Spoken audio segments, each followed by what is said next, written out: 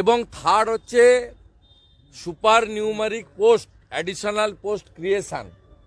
এই additional post creation টাকা থাকলে রাজ্য সরকার করতে পারে, কিন্তু থ্রু এক্সাম ছাড়া পুরনো প্যানেল থেকে অতিরিক্ত সৃষ্টি করা পদে নিয়োগ করা যায় না উইদাউট এক্সাম।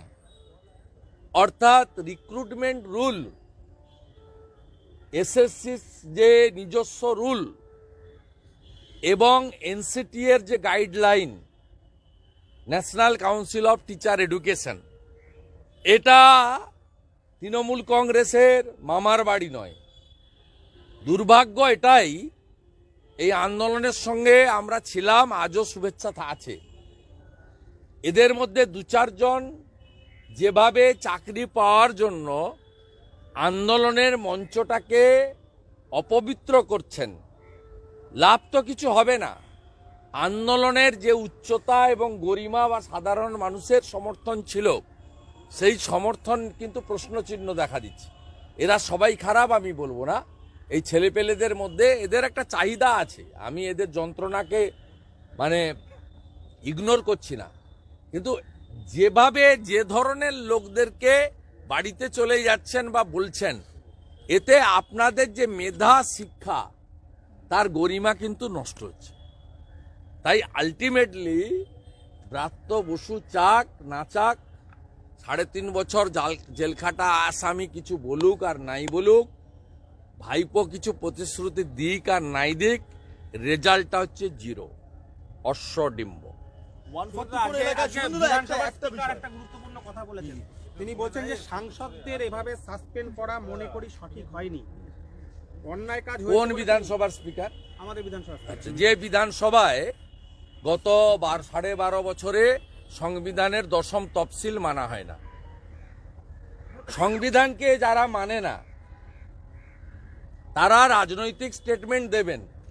তিনি পানিহাটিতে গিয়ে বলেছেন বিরোধী দলনেতা অ্যাপয়েন্টমেন্ট নিয়ে মুখ্যমন্ত্রীর কাছে যেতেন। কেন মুখ্যমন্ত্রীর কাছে আমি যাব? আমি কি মুখ্য সচিবের কাছে যেতে পারি না? ব্যুরোক্রেসিকে তিনি বলছেন যে মিডিয়া পাবলিসিটির জন্য। শুনে রাখুন মাননীয় অধ্যক্ষ, আমি যদি মিডিয়া পাবলিসিটির জন্য গিয়ে থাকি, আপনার যিনি মালিক মমতা ব্যানার্জি, তিনিও দিল্লিতে গেছিলেন মিডিয়া পাবলিসিটি করতে। আপনার তৃণমূল কর্মীদের, আপনাদের তৃণমূলের কোম্পানির কর্মচারীদের খুব যন্ত্রণা। মমতা ব্যানার্জি সেদিন ফাঁকা মাঠে গোল দিতে পারেনি, স্ক্রিনটা হাফ আপ হয়ে গেছিল, বুঝি যন্ত্রণা। আজকে বলছেন কিছু আইনজীবী নিজেদের আখের বসানোর জন্য আইনি জটিলতা তৈরি করছেন, যার জন্য নিয়োগ প্রক্রিয়াটা সম্পন্ন করা যাচ্ছে না। কিছু আইনজীবী কাকে উদ্দেশ্য করে বলছেন? এই যে জুডিশিয়ারির একটা পার্ট হচ্ছে আমাদের আইনজীবীরা, যাদেরকে আমরা এলিট সমাজের ক্রিম বলে মনে করি।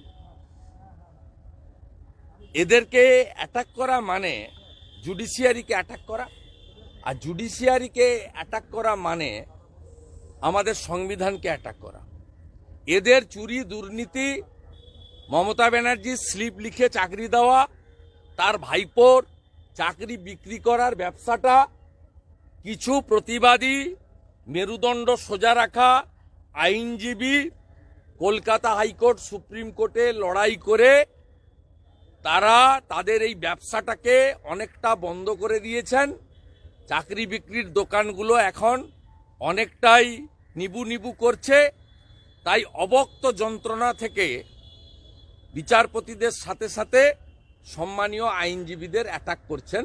এটা গণতন্ত্রের পক্ষে খুব অশুভ লক্ষণ, এবং ব্রাত্য বসুর মতো একজন নাট্য ব্যক্তিত্ব অধ্যাপক, তার এই অধঃপতন আমাদের খুব খারাপ লাগছে। দাদা একটা বিষয়, 140